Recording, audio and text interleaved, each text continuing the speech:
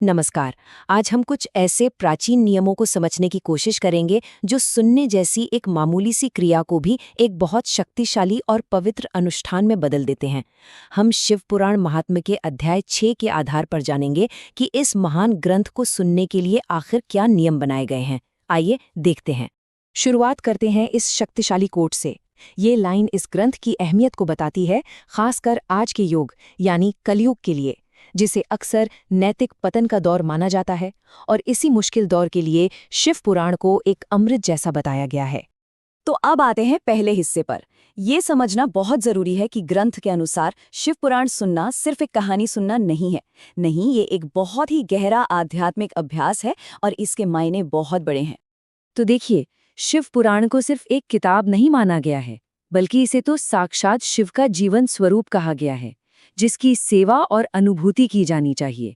और इसे जीवन के 4 सबसे बड़े लक्ष्यों को पाने का जरिया बताया गया है, यानी धर्म, अर्थ, काम और मोक्ष, सही आचरण, दुनिया में सफलता, इच्छाओं की पूर्ति और आखिर में मुक्ति। और ये देखिए, ये रूपक कितना जबरदस्त है। काल का अजगर मतलब मृत्यु। ऐसा कहा गया है कि इस ग्रंथ को सुनने की शक्ति इतनी ज्यादा है कि ये इंसान के मन से मृत्यु के डर को भी खत्म कर सकती है। अच्छा, तो इस अभ्यास को करने से मिलता क्या है? ग्रंथ के मुताबिक जो लोग इसे सही तरीके से सुनते हैं, उन्हें बड़े खास फल मिलते हैं। वो पापों से मुक्त हो सकते हैं, दुनिया के सुख भोग सकते हैं और आखिर में शिव के लोक और परम मोक्ष को भी पा सकते हैं। मतलब फायदे सिर्फ आध्यात्मिक ही नहीं, बल्कि दुनियावी भी हैं। देखिए, किसी भी बड़े आयोजन की तरह यहाँ भी तैयारी बहुत अहम है। तो चलिए देखते हैं कि इस पवित्र आयोजन के लिए माहौल कैसे तैयार किया जाता था, ताकि वो जगह उस दिव्यता के लायक बन सके। तो इसके कुछ चरण हैं। सबसे पहले एक ज्योतिषी से सलाह लेकर एक शुभ दिन तय किया जाता है। फिर हर तरफ ये खबर फैलाई जाती है और सभी को बिना किसी भेदभाव के, महिलाओं और शूद्रों को भी बड़ी श्रद्धा से बुलाया जाता है। ये बात इसकी समावेशी प्रकृति को दिखाती है। फिर एक पवित्र जगह चुनी जाती है और सबके बैठने की सही व्यवस्था की जाती है। ये नियम तो वाकई बहुत दिलचस्प है। ये इस पवित्र अनुष्ठान को एक शादी ब्याह के माहौल से जोड़ता है। मतलब साफ साफ कहा गया है कि सुनने वालों को अपनी सारी दुनियावी चिंताएं छोड़कर एकदम खुश और आनंद के मूड में रहना चाहिए, जैसे किसी उत्सव में हो। चलिए, अब बात करते हैं उन 2 सबसे अहम किरदारों की, यानी कहानी सुनाने वाले वक्ता की और उसे सुनने वाले श्रोता की। दोनों के लिए ही कुछ खास जिम्मेदारियां और गुण बताए गए हैं। तो एक तरफ हैं कथावाचक, जो उत्तर या पूर्व की ओर मुंह करके बैठते हैं और लगभग 7.5 घंटे तक कथा सुनाते हैं। वहीं दूसरी तरफ हैं श्रोता, जिन्हें पूर्व की तरफ मुंह करना होता है। श्रोता को पहले कथावाचक से दीक्षा लेनी पड़ती है और उसका बुद्धिमान और शुद्ध मन का होना जरूरी है। आप देखिए, दोनों ही तरफ से पूरे अनुशासन की उम्मीद की गई है। अब आगे बढ़ते हैं और देखते हैं कि ये अनुशासन कितना गहरा है।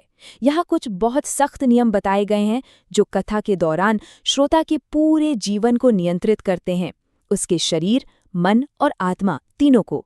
तो सवाल ये उठता है कि इस पवित्र ज्ञान को सही से पाने के लिए आखिर किस तरह के अनुशासन की जरूरत है।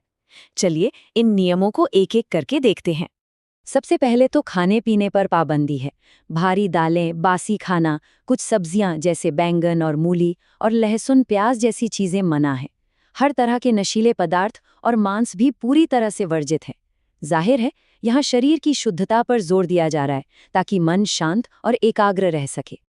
अब बात खाने पीने से आगे बढ़कर मन और व्यवहार पर आती है। काम, क्रोध और लालच जैसी नकारात्मक भावनाओं से दूर रहना है।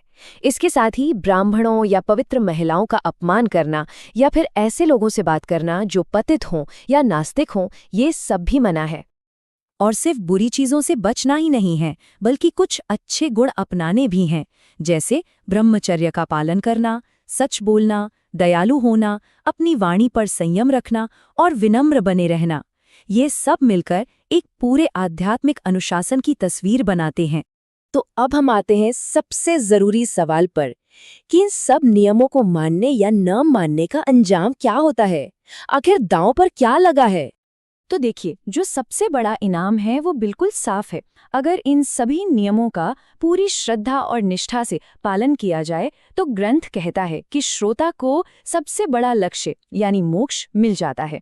लेकिन अगर कोई इन नियमों को मानने में चूक जाए, तब क्या? तो सुनिए, इसके जो परिणाम बताए गए हैं वो भी उतने ही गंभीर हैं। जरा सोचिए, अगर कोई कथा सुनते सुनते बीच में ही उठ के चला जाए तो उसके लिए क्या सजा है? कहा गया है कि ऐसे व्यक्ति की पत्नी और धन का नाश हो जाएगा।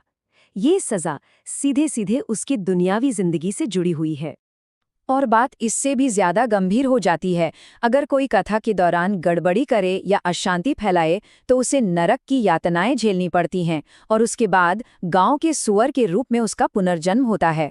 ये कल्पना वाकई बहुत स्पष्ट और डराने वाली है। और तो और, जो लोग इस कहानी को सुनने की कभी परवाह ही नहीं करते, उनके लिए भी गंभीर परिणाम बताए गए हैं। उन्हें भी नरक भोगने के बाद जंगली सुअर के रूप में जन्म लेना पड़ता है।